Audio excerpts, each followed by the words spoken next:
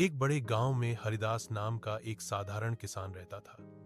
उसके पास ज्यादा जमीन नहीं थी, लेकिन उसके दिल में बड़ा सपना था अपने खेत को गांव का सबसे उपजाऊ खेत बनाना। हरिदास सुबह सबसे पहले उठता, अपने पुराने हल को कंधे पर रखता और खेत की ओर निकल जाता।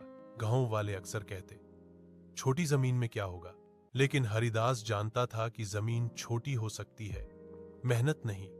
उसने मिट्टी की गुणवत्ता समझने के लिए पुराने किसानों से सीख ली, जैविक खाद बनानी शुरू की और नए तरीके अपनाए। एक साल गांव में कीड़े लगने की समस्या फैल गई, कई किसानों की फसलें नष्ट हो गईं। हरिदास भी चिंतित हुआ, लेकिन उसने हार नहीं मानी।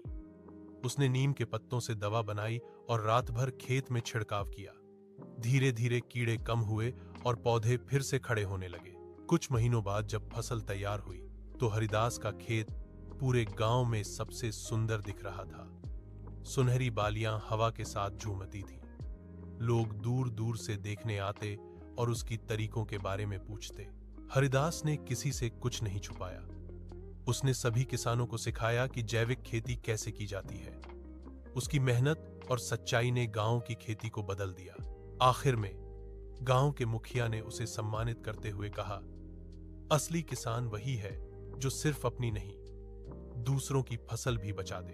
हरिदास मुस्कुराकर बोला, मेहनत अकेले की हो, लेकिन लाभ सबका हो, यही किसान का धर्म है।